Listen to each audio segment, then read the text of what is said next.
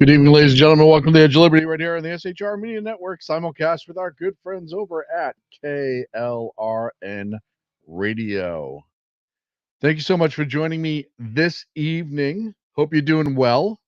Hope your week's starting well. Mine was going good, and then I got on the internet today. It's amazing how something will just take the life right out of you, right? And it's not that I was bullied or anything. Ooh, man, I don't know. It's probably worse to see me. I'll acknowledge that. It's not like I'm bullied or anything like that. It's just it blows my mind when you read through the internet sometimes and you realize how stupid some people are. Just unintelligent or afraid. There is a massive, massive problem in this country with people being afraid of change. I said this. Oh shit, I don't know. Hey, Big E's in the chat room. If you want to get in the chat room, go over to YouTube, SHR Media, just search for it, click on the live, and you can get in the chat. Big E's here. Thank you, Big E. Mission Ready Men. He's on Tuesdays and Thursdays in the afternoon, morning, afternoon, depending on where you are. But I said months ago that there's going to have to be an uncomfortable period as this country change away from being a service industry country.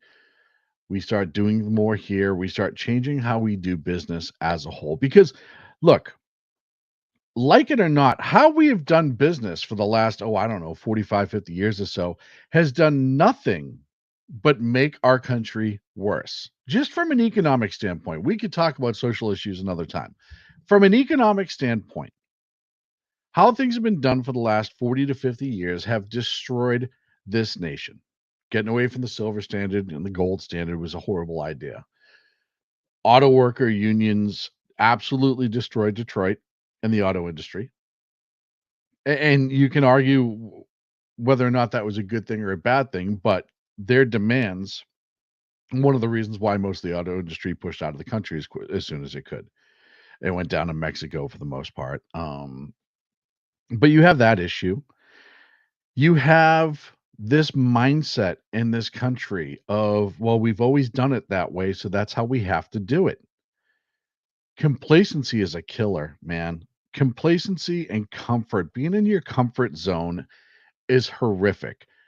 The amount of people arguing with me tonight because I posted the AP essentially talked about the fact that China's threatening a 50% tariff in America now because Trump put the tariffs back on them.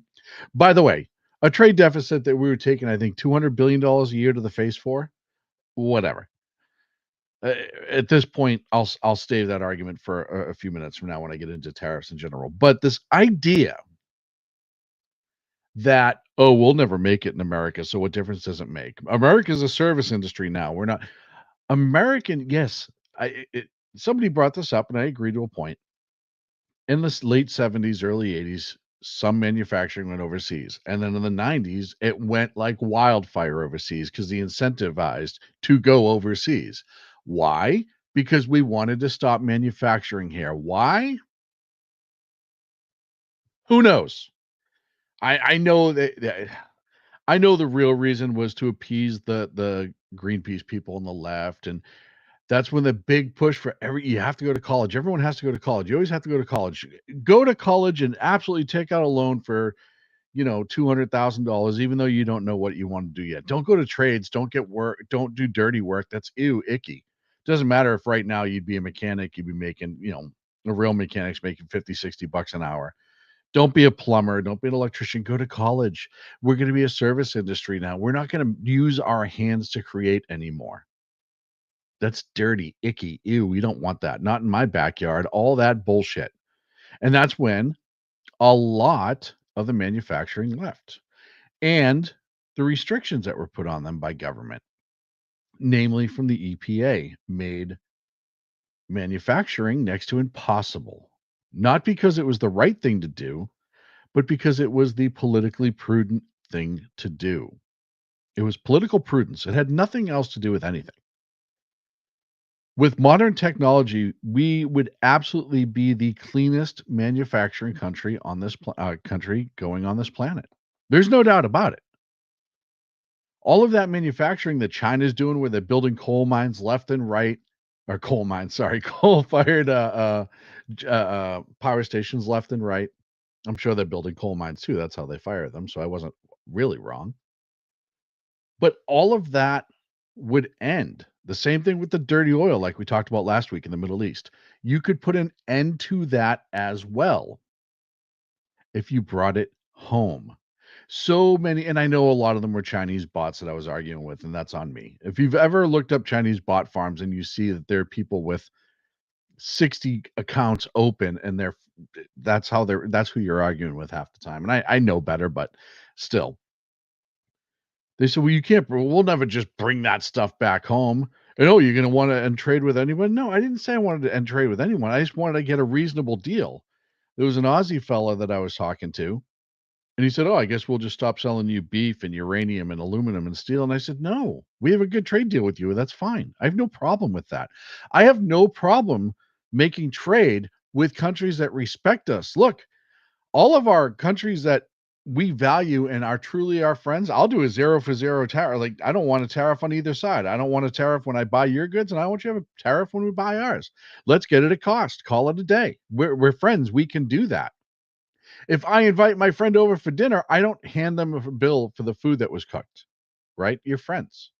You can have even trade. I'm fine with that. But when you have countries like China that have absolutely built that entire country off of the shit that we bought from them. And yeah, now American trade with them is only 15%. They trade with other countries. But we built that country back to what we gave communists so much money that China is what it is today. Now, is their economy strong? No.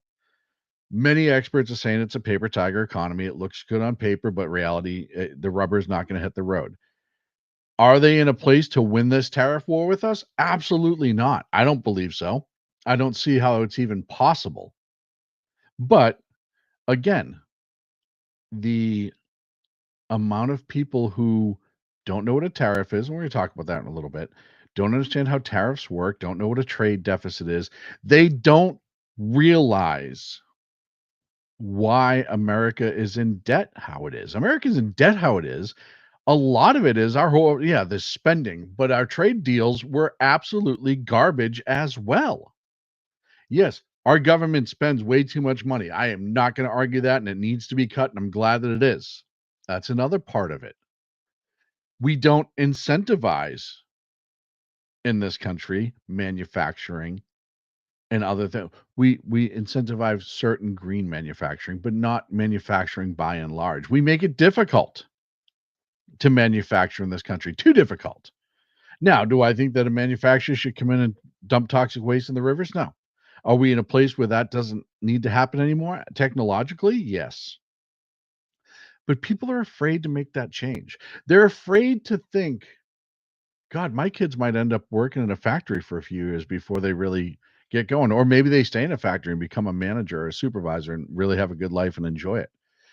Oh, we may have to do things that are just icky, and I don't want that for my kids. Why?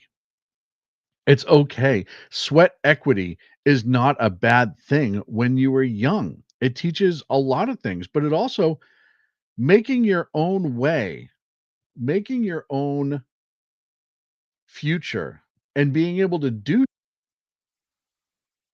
my bad. Being able to do so is not a bad thing. It's been proven that being successful, going to work, taking pride in what you do is mentally or emotionally good for you. And then you have the left, and the left doesn't want you to realize that. The left doesn't want you to think that. The left doesn't want you to know that. They want you to see manufacturing jobs like this.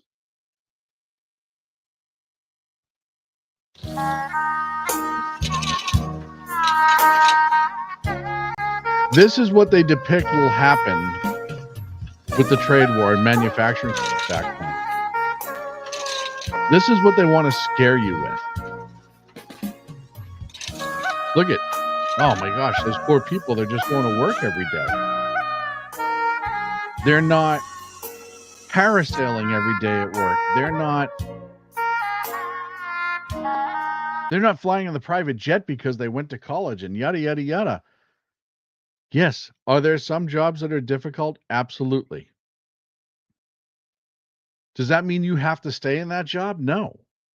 You have the ability in this country to do what you want to do.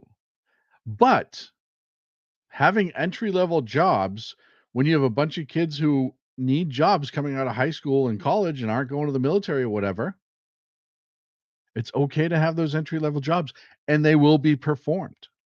Now, will all of them be performed? No, because I said this before, and the auto industry is going to have a shit fit for this. All these auto industry that are starting new factories. Do you think those factories are going to be flooded with high paid union employees? No, the union's already done themselves in on this one. It's going to be AI factories.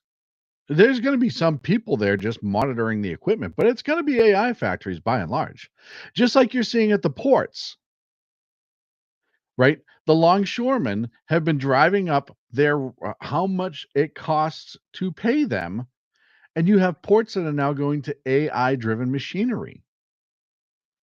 This is the outcome of when you demand too much. But does that mean that every job's going to be like that? No. And I'll tell you right now, all those factories that are going to get built, that's going to get built by people. AI is not that good yet. AI will help in the development of it, but AI is not going to build the factories. But it's okay, as I said before, to change. And I get people are afraid. They're afraid of change. I know other countries are freaking out because the gravy train of American dollars may be coming to an end, and those dollars may be staying here. That's fair. Maybe your government should, I don't know, make a better deal with us. It's all about the deal. And nobody can explain to me why it's okay for America to keep taking it to the face financially while we fund the rest of the world. I still can't find anyone to do that. But let's say you're in a country and you're not sure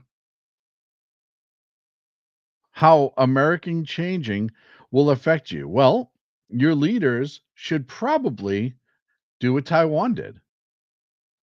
Taiwan says right here, Taiwan does not seek retaliatory tariffs against the US. Instead, we'll start talking from bilateral zero tariffs to ensure Taiwan's competitiveness. We'll increase US imports and adopt other measures. Working together will usher in a golden age of shared prosperity.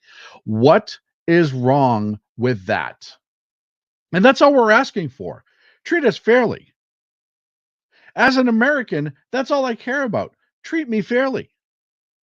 Why should my tax dollars over and over and again? This has been going on for 50 years.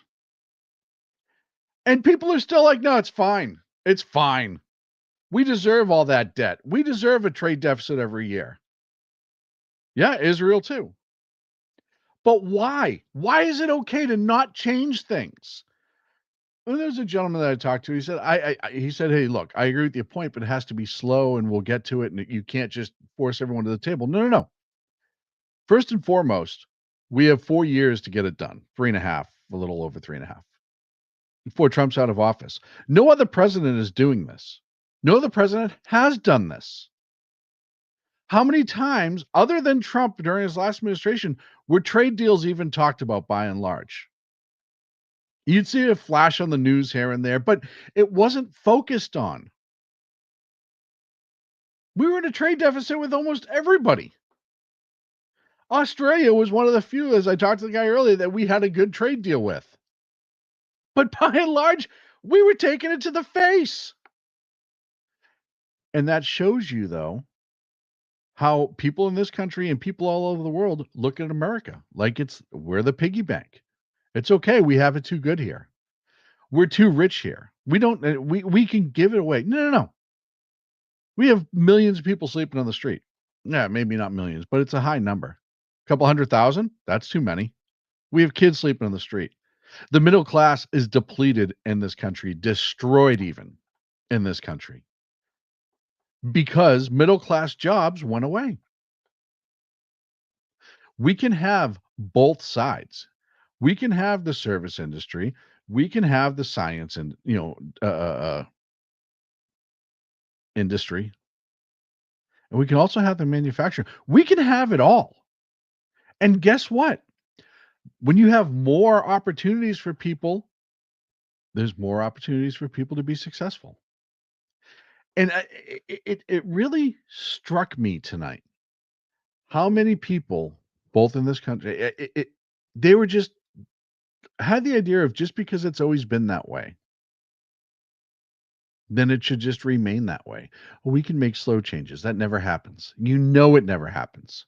It's never happened. It will never happen. Because if it would have, everybody would have been doing it. But the problem is you're not going to get a consensus of people like you have right now that will support it.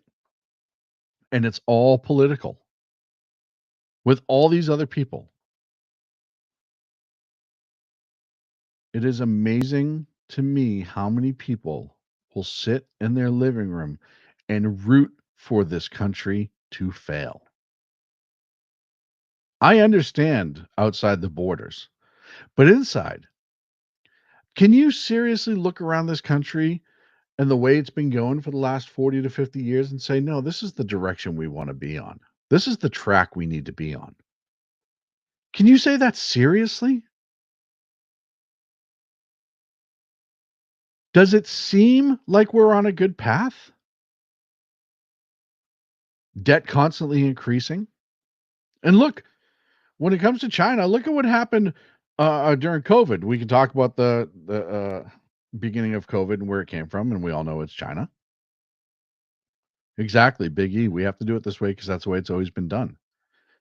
But the other problem you have when you're giving money to a communist Chinese government and they're manufacturing everything, not just the toys you get off of Amazon, but things like PPE that we had to beg for when COVID broke out, medicines that we had to beg for when COVID broke out.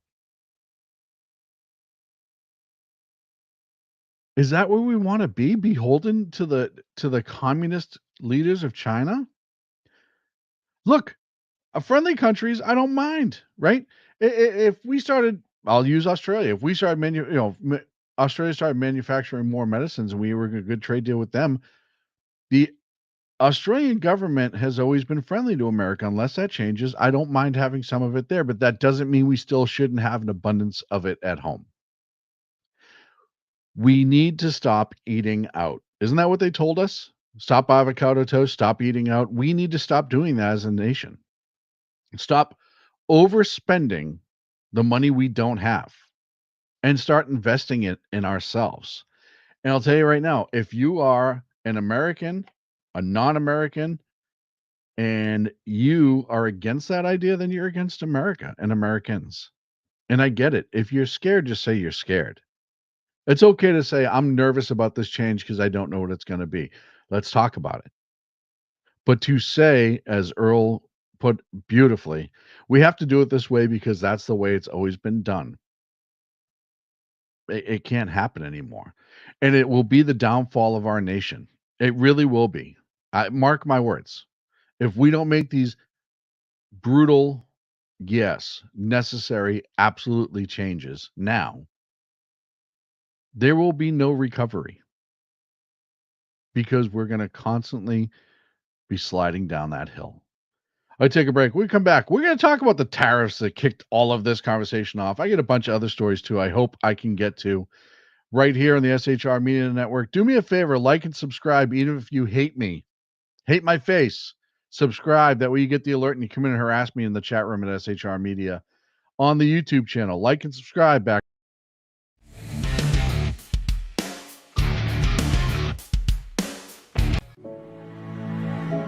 Freedom. One nation in all of human history was built on that bedrock. Ours. A republic of the people, by the people, and for the people. Self-government requires freedom, just as freedom requires an individual willingness to self-govern. Freedom has made America exceptional, but it can only last as long as you and I seek the good, as expressed by the laws of nature and nature's God. It can only last if you and I choose to act as people of character. Forging character has been the pursuit of Hillsdale College since 1844.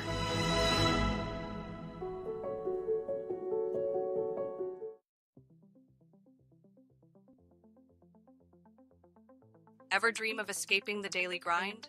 At Escapist Travel and Tours, we make those dreams your reality. From breathtaking adventures to cultural immersions, we offer escapes tailored just for you. Let us take you to places where every moment feels like a new chapter in your life's adventure. Visit www.escapist.travel or call us today at 1-855-885-81776. Your escape awaits.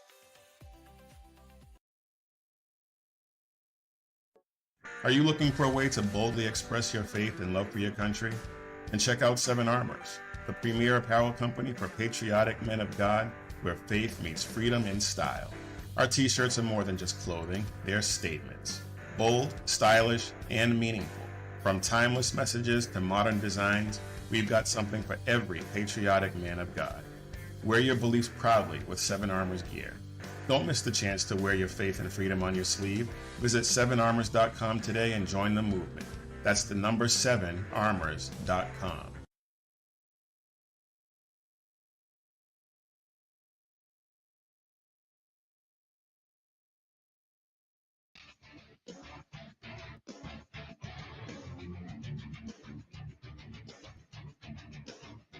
Welcome back to the Edge of Liberty right here on the SHR Media Network. Thank you so much for joining me this evening. Before we go into the break, talking about the fear of change that this country has. We're gripped by it. We are. It's crazy to me. And you know, not to stick too long on the subject because I do want to move on, but you know, I am really, really bad at change in life. I absolutely will do the same thing over and over and over again. But that doesn't mean that I am immovable on just about everything. I've said this before. I am on my fourth career change in life, and they've all been forced upon me. It's not something I've necessarily wanted to do, but they've all been forced upon me in one way or another, usually by injury. And I keep going because that's what you're supposed to do. You're supposed to keep going. You're supposed to adapt and overcome and keep fighting the fight. And yeah, sometimes it sucks, man. You know, I'm a single dad. I live alone. I pay all my own bills. And I'm making considerably less money now than I was making 2 years ago. 4 years ago, even more so. Considerably. But when you're presented with something in life that you have to do and you don't have any choice, then you do it. But you don't stop trying to better yourself. You do not stop trying to increase your worth both financially and as a person. You don't stop growing or trying to grow. Yes, sometimes it is a bitch to get out of your own way. And sometimes accepting the change is harder than the actual change itself. That's my problem. I'll tell you that straight up. When it's time for me to change, accepting that the change needs to be made is the hardest thing for me to get by. And the reason for that is because usually whatever needs to get changed is something that I had input in the design and making it real. And I'm like, oh, now I'm at this point where it wasn't good enough and I have to change. That sucks. But that's also real life. So that's enough about that. Let's talk about what tariffs are. This is the most basic, watered down version of what a tariff is, but I think a lot of people honestly do not understand. Now, I remember elementary school, it might have been junior high. We were talking about American history. They were talking about tariffs. And I don't think I paid attention very well, but as life went on, I learned about them more and more. Tariffs are very simply taxes that a government puts on goods coming in and out of your country. Pardon. Their main purposes are to raise money, protect local businesses. Obviously, you want your local businesses' products to be more affordable than the ones coming in overseas, the imports, if you will. Do you remember? God, I remember a time when something was imported meant it was super fancy. Am I the only one that remembers that in life? It's not a dang set of kitchen tongs that came from China imported and you paid 49 cents and it's probably lead filled, maybe. No, no, no. Imported cars, imported clothing, imported anything. You were like, whoa, those people have money. They're driving an import. That's an Italian pair of shoes. Wow. Right? That's what imports were. You paid a little extra for the stuff that was made overseas. Why? Because we made a lot of stuff here. That's why. So we didn't have to buy a lot of things overseas. But that's growing up, like that's what it was. It was something was imported. It meant it was fancy. Now it just doesn't mean anything, right? But that's the whole point. That's the second point. And to control trade. Obviously, if you have 100 businesses in this country that are making the same widget, and then China shows up and says, hey, I can make that same widget for 75% less and sell it at 50% less because I will put young children to work in the factories making the widget. I don't care about what resources I burn, use, and destroy to make the widget, et cetera, et cetera, et cetera. And I'm a free market capitalist. I totally understand that in our country, right? You're going to have competitiveness. Government should be hands off in the country. When it comes to dealing with overseas, by the way, the government does have the right to work in that area. But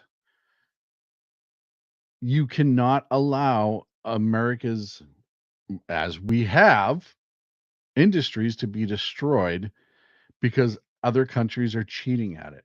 Now, when it comes to our annual trade deficit, the U.S. annual trade deficit for goods and services in 2024, a full year prior to March of 2025, was $918.4 billion.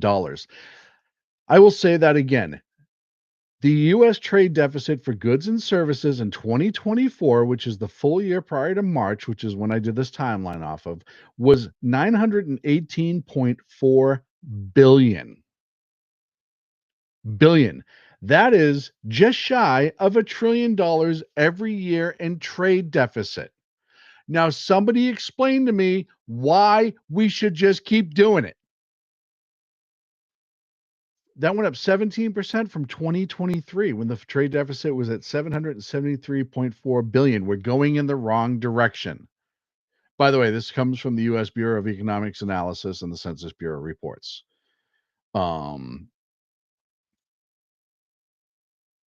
Why should we not be rethinking all of our trade deals with our so-called allies and adversaries? Almost $1 trillion a year that we're just pissing away. I mean, it blows my mind. You look at the debt clock. I'm going to pull it up here really quick. The U.S. national debt clock. $36.6 trillion in debt. And this year we added another trillion just in our trade deficit. That's not government spending. That's not defense or any of that other stuff. That is just the trade deficit. And somebody, please explain to me why that's okay. Somebody, please explain to me why America should just keep taking it to the face. 36.6 trillion. And in a year, we're adding it just in the friggin' trade deficit. Something had to change. It was unsustainable. By the way, somebody's like, well, China owns $700 billion of your trade and of your debt. And if you cut trade with them, they're just going to say, give us all the money back. Good. You know what? At this point, I would rather completely decouple from China, pay them $700 billion and walk away and do no business with them. You can't do that. That would absolutely destroy your economy. No, it would destroy China's economy. 15% of your economy walks away in one day. That's a huge hit for you. We'll find a way to survive.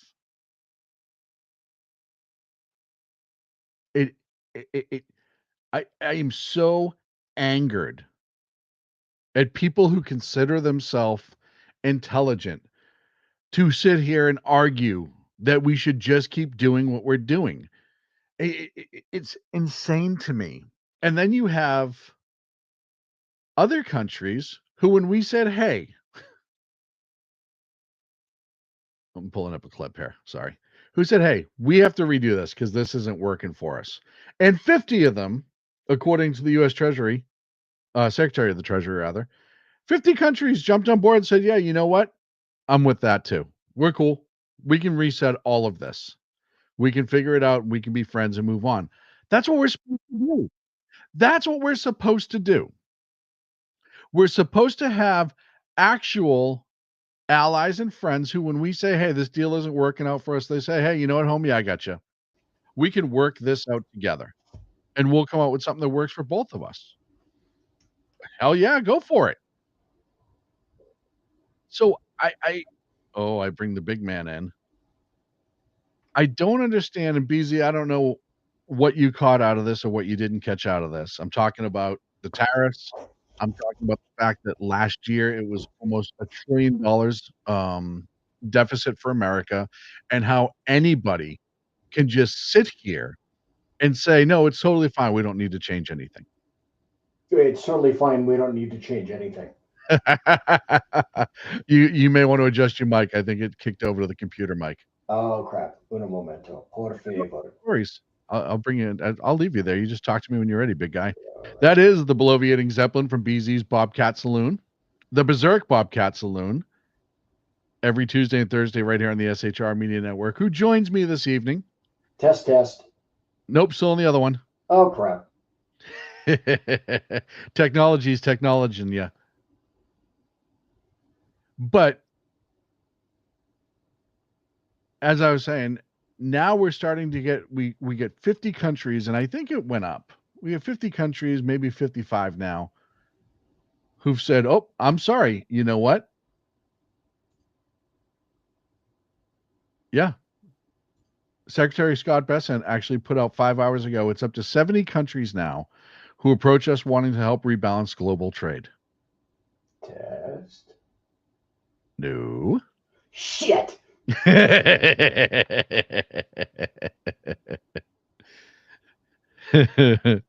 So you get 70 countries. Yeah, technology did it to me a couple weeks ago too.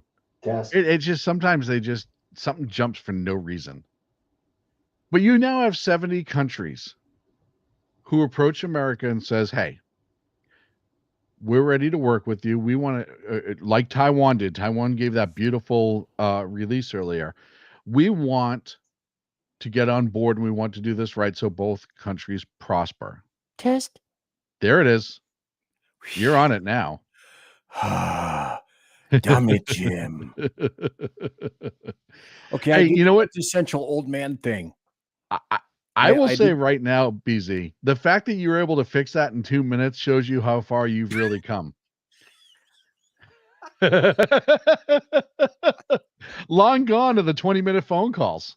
Oh, yeah, but Did I have a choice? No, you didn't. No, I didn't. But yeah, so we're just talking about now that there, Secretary Bessent said there's 70 countries that all of a sudden want to work with us and they're okay renegotiating trade.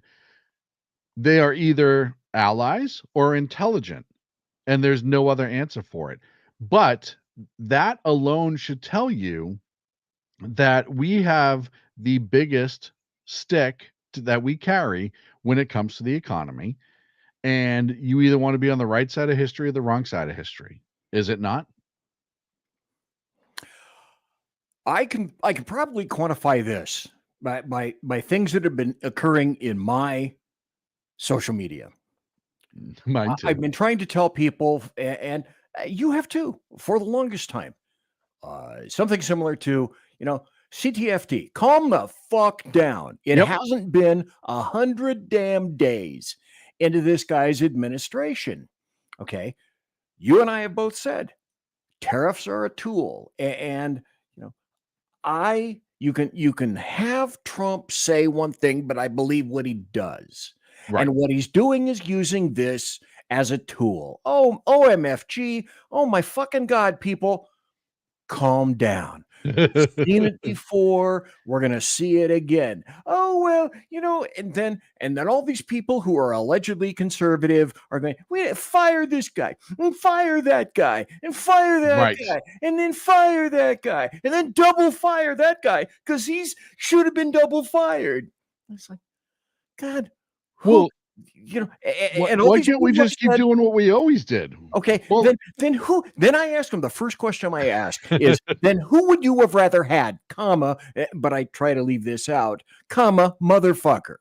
Well, and the point is, It's a tool. 50 years of the status quo has got us $36 trillion in debt with $1 trillion a year debt deficit.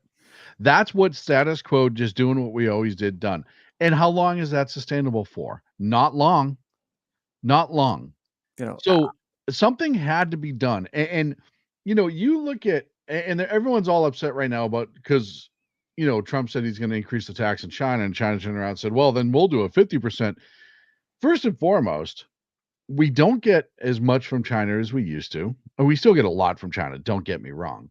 We are only 15%, or I say only, we are 15% of their economy. Their total economy, not just their trade, their total economy, 15% comes from what we purchase and manufacture in their country. If we snapped fingers and 15% of your budget left your pocket right now, how screwed would you be in the future? Well, people, God, where do I start? You only have an hour. I consistently listen to Gordon Chang. Gordon Chang is a very intelligent guy whose voice I trust on this. And I know for a fact that you watch him too.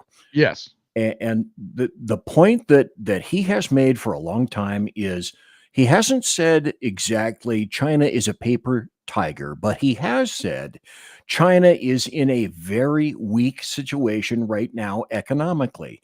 And that's precisely 180 degrees what China wants you to think.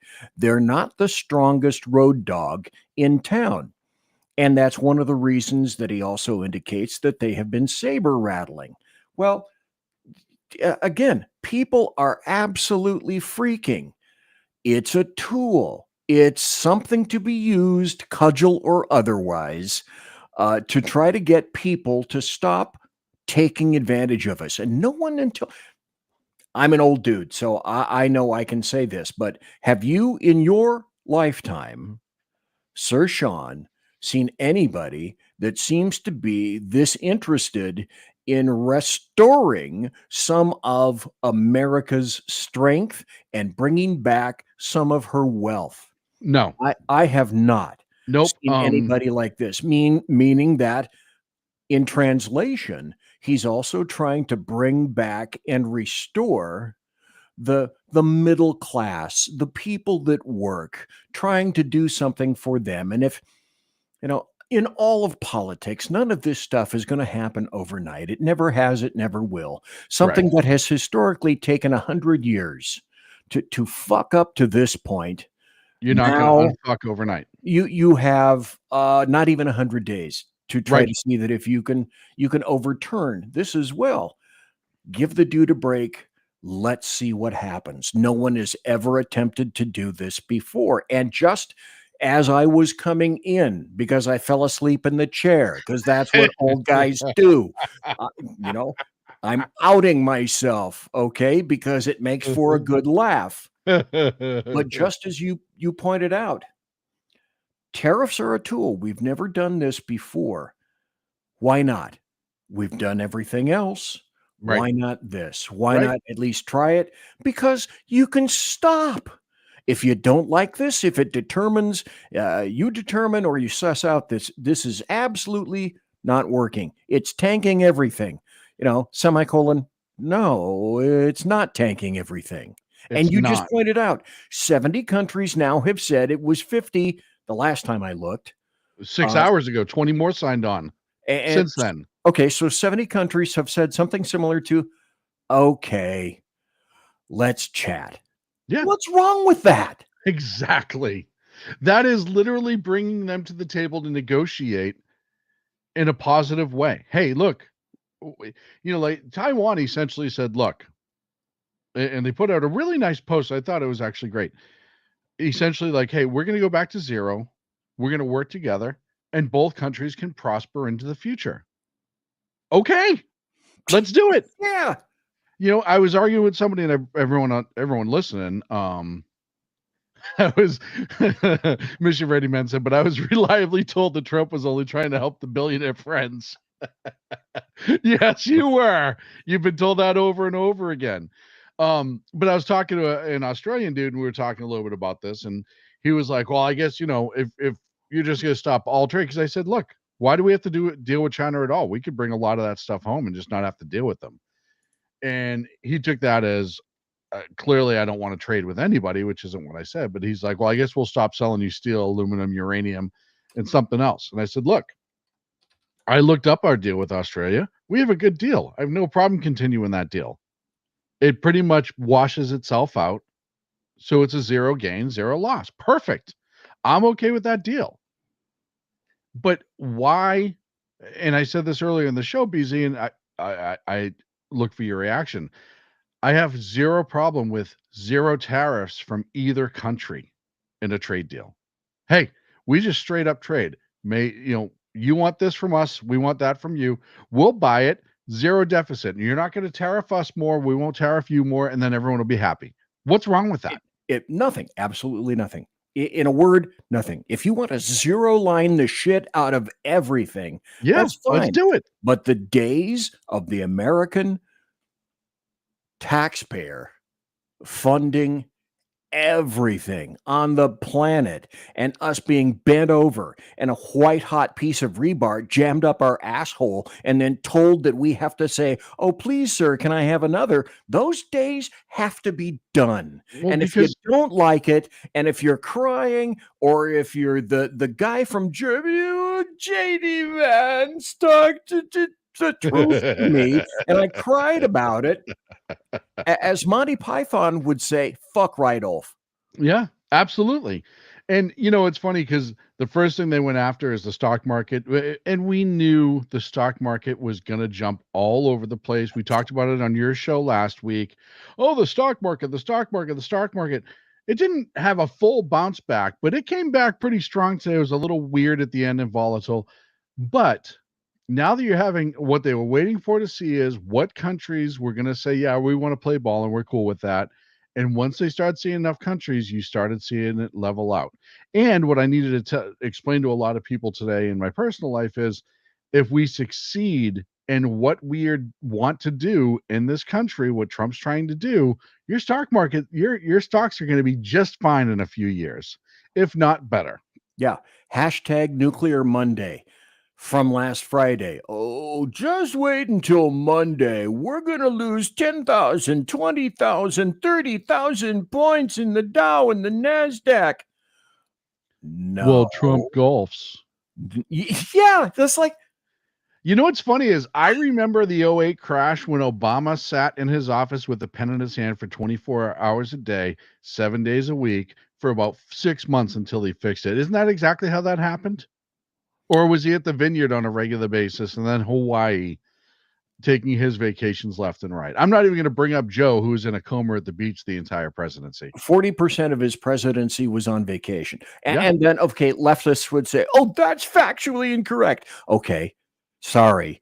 39% of his And- presidency was Okay. on vacation. And the other 61%, he wasn't even running the country anyhow, so I don't want to fucking hear it. Oh, and the other 60%, he was smart. He was He was engaged. dialed. He was with it. He was dialed in. And then the books came out, No. and even his own people were like, yeah, we Yeah. had to pretty much wake him up every single hour to keep him moving. Yeah. It was, oh God, I don't want to go down that road. We just sit here and bash Biden nonstop. It's just so insane to me that their argument is, oh, how dare he go golf? That's their big thing now, because they don't have, it's There's funny, nothing. What else do you have? right? know, Over the winning- weekend, they had that because they had nothing Golf. else. So they had to talk about, oh, all he does is Winning. golf. By the way, doesn't it seem like every third, fourth weekend while he's golfing, they come out, he's the sharpest he's ever been.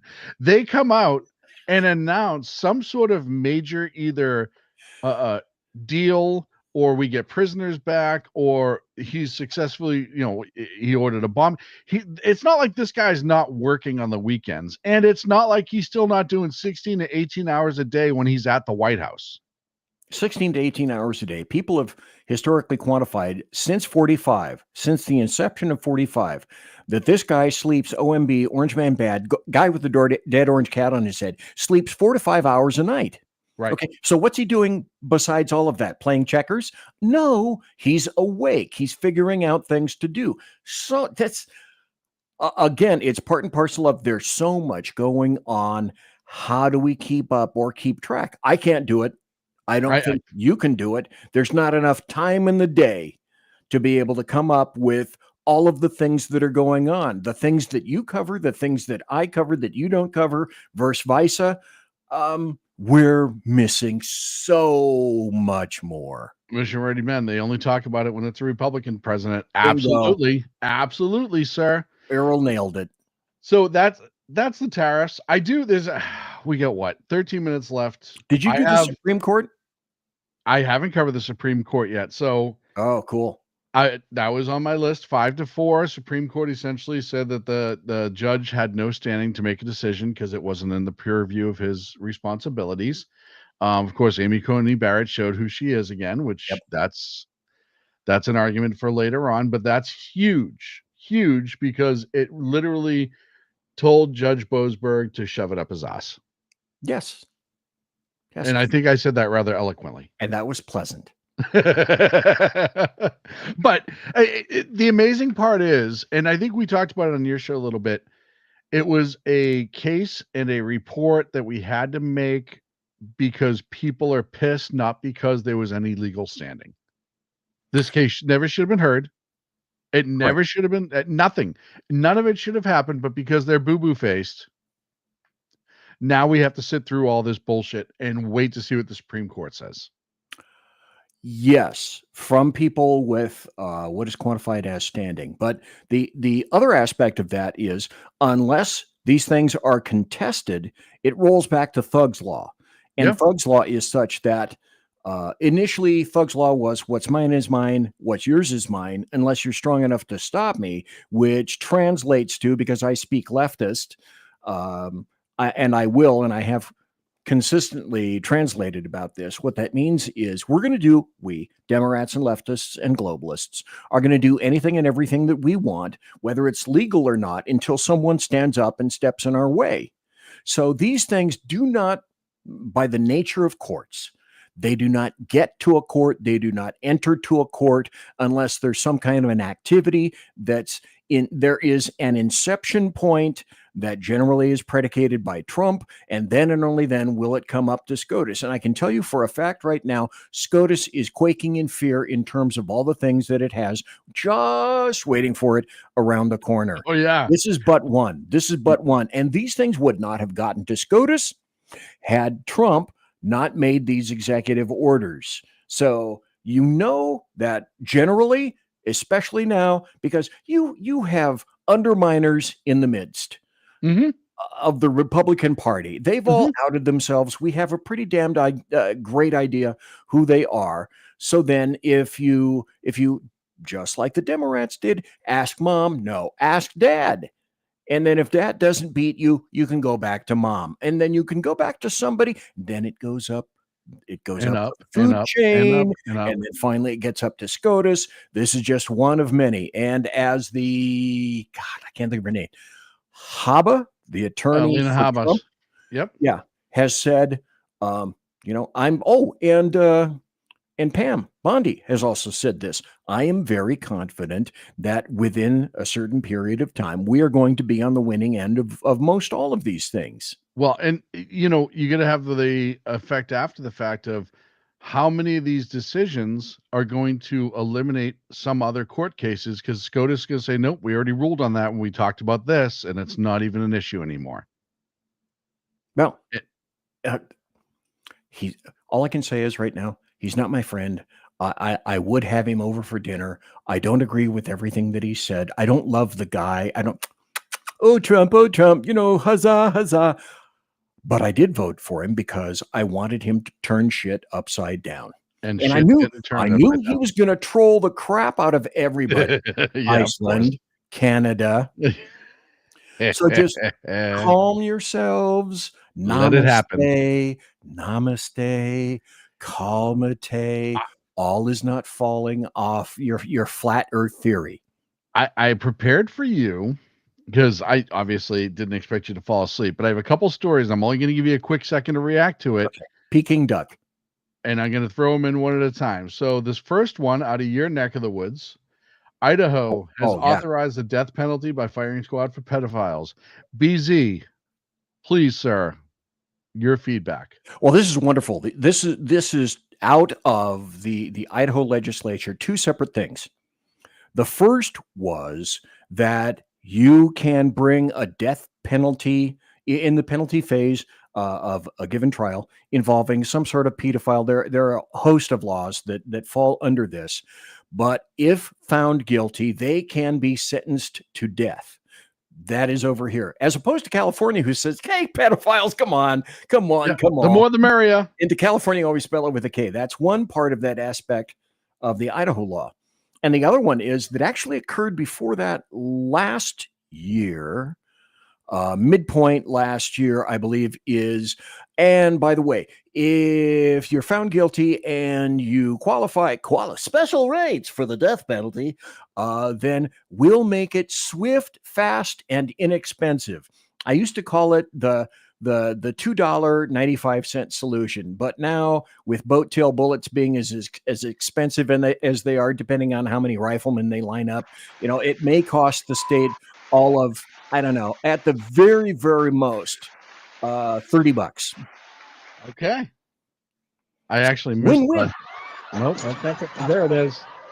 That was my time's up thing, and I kept hitting the wrong button. So win-win. Move on to the next one, BZ. Oh, you already brought up California, say it with the K. California lawmakers proposed California bills seek to extend last call to 4 a.m. in downtown areas. It is to help the downtown areas recover. BZ, you get 2 minutes on that one. Okay, that's going to be 2 minutes of laughing then. Okay, so you silly ass motherfuckers think that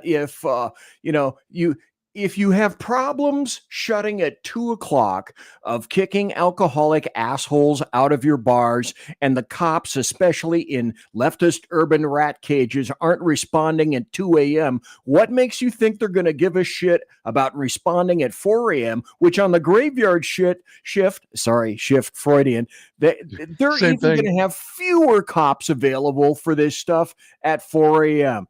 That's a great idea. Well, Bring Mo.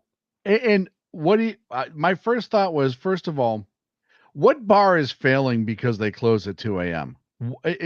I've said before, if you're in any major city and you have an alcohol license, if you are not rolling in dough, you are doing something severely wrong. It is so, and yeah, Biggie, nothing good happens Yeah, after 1 right. a.m. 100% true, my friend. Yep. But if you have a liquor license, that is like the golden goose in most major cities. All you have to do is not fuck it up. So it's not. I'll tell you, in a little bar on the corner that I go to, they've kept the same formula that they've had for 40 years. They don't overprice the beer. They don't get huge crowds. They get a consistent crowd. It's a chill environment. Everyone's happy. I've gone there a million times. I've never seen a fight. Right? You can be successful, and you don't need to pack a billion people in the door at 4 o'clock in the morning. No, You just have to know what you're you want doing. to. And see, Exactly. that's the difference between people living in a leftist urban rat cage. It's an entirely separate strata of individuals. I've been to that bar. Sadly, you and I were not able to go to that bar together, but I've been there. It's a wonderful bar. It's a neighborhood bar. It's 100%. all the things that you would want in a Cheers bar, where Yep. everybody does, in fact, know your name. And they know that you're not going to get silly or stupid. And it's only the outsiders that bring fights to that sort of an environment. On Yeah. the other hand, people in leftist urban rat cages enjoy being shoved like herring into small spaces. And then You know, getting shot at. and then getting shot at. Sure. Yep. So who wouldn't want to keep their bar open until 4 a.m.? That's going to work wonderfully. Jeez. Magically, even. Let's see, BZ. This is another good one for you. We're going to stick with California. I always spell it with a K, as you say. California, well, gas prices in this country, and there's going to be two slides to this, so stand by before you respond. Okay. We're down 33 cents overall. Okay, cool. Great, right? Hold on. Not in California. California, prices are up in California. BZ, make it make sense. Taxes. Who doesn't want to pay their taxes? Maxes on the taxes. Didn't the taxes, correct me if I'm wrong, they either went up recently by Yep. $1 50 cents. 30 50 cents. They added another 50 cents. So the cardboard back just before the election in October said, hey, we're going to pass this new 50 cent. We're going to pass this new, it's not a tax because the government didn't vote on it. It was a bureaucracy. These new constraints on the refineries. Euphemisms. And Good. they're going to have to pay more money, and this will no way affect gas prices. And if it does, it's only because those price gouging gas companies are assholes. And then the study came out 2 days after the election, said, oh, by the way, gas is definitely going to go up 50 cents because of that move we made last week. And then KTLA, and I talked about this last week, KTLA released a story that said, hey, by the way, we figured out that gas prices are not gone up for price gouging. It's gone up because of policies. So that's how you make it make sense. Oh, sure. That's really smart. The biggest thing that I remember occurring recently is that, and again, you may have to correct me about the name, Phillips 66, Yep. I think, decided that they were, as a refinery, going to leave California. Yep, they're getting out. So the other thing that it's only about the taxes, period. Come on, folks, get with it. California, I counted them one time. California has 17 refineries. Idaho has cursing. So why are our prices less? So it takes a longer truck trip or train trip to get petroleum up to NOFE, Idaho, than it does, obviously, to California, and certainly from the Chemical Coast down in, say, Houston, the Gulf of America. Yay, winning. So we are experiencing gas prices that have gone up by about a cent in the past month. In the meantime, as you indicated, $5.69, $5.79, $5.89, $5.99, and $6. Well, 17 oil refineries in California minus Phillips 66 equals think they're 16 closing 4 of them. refineries left. And how's that working out for you? Because that's definitely saving you money, isn't it? No, it's not. No, it's ruining us. Last thing, and this is going to just be I want to see your response just to this Okay. video because I saw this and I don't even know who the person who is about to speak is. I'm not aware, but I just want you to watch this and tell. I just want to see your reaction more than Okay. anything. Right. He's done speaking. Okay. Oh, let's pull out the booster. Oh, God. Did you know? And they're all laughing about it. First, But you have to hand it to the guy that got down on his hands and knees and pulled out the box. Now, maybe this is me, and I was trying to think now, who recently did Trump invite to the White House? And my first thought was looking at that, that may have been the Japanese prime minister. I actually believe it was the Japanese prime minister. I cannot think of his name, but you know what? On the other hand, depending upon the angle in which you caught it, and the press pool may have the camera that's spot on right in the front or, Yep. or slightly from one side, but not quite to that extent of a side. But still, that's nice. That's a nice accommodation. Why not do that for the guy? And Japanese prime minister name is Asaba Shigeru. And even if it wasn't, I like I said, just the fact that that's built into that podium of like, hey, just in case somebody's short here, we got to make sure they can see over it. Whoop! Instant booster seat. Yeah, I think that was originally put in for Pete Buttigieg. Well, it could have been put in for anybody at that point, really, because I don't think anyone in that administration who somehow ended up in front of the cameras were overly tall. I don't think KGP was over 5'4", if I recall, so Yeah. or 5'6" or something like that. But that's going to round it out for me, BZ. Thank you so much for joining me this evening. Thanks for inviting me and having me sleep all the way through it and paying me. You're paying me big bucks to be here. Huge money. And I just want to let you know you paid me to sleep, so thank you.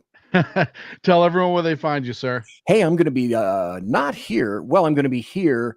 As a matter of fact, yes, I am going to be here. I'm going to be Bigfooting a ton of places tomorrow on BZ's Berserk Bobcat Saloon radio show, live and direct right here on the SHR Media Network, on the SHR Media YouTube channel, and on the SHR Media Rumble channel and Rumble chat. And I am a late night conservatarian kind of guy. I am, in fact, your conservative Sherpa, guiding you through the maelstrom of Demarat, leftist, globalist lies, chaos, deceit, betrayal, right here on the SHR Media Network. Thank you, sir. Sir, thank you so much. Thank you, BZ. I will be back Wednesday night, 8 p.m. Pacific, 11 on the East Coast, right here on SHR Media and KLRN. Make sure you check out BZ. Make sure you check out Mission Ready Men, who's 9 p.m. on the East Coast, 12 noon here, Tuesdays and Thursdays. And the Reverb Common Sense every Monday and Friday night, 6 p.m. Pacific, 9 on the East Coast. Also, check out our great friends over at KLRN. Say hi to Rick and the entire crew over there. Tell them we sent you. I will see you soon. Stay safe, stay happy, and good luck.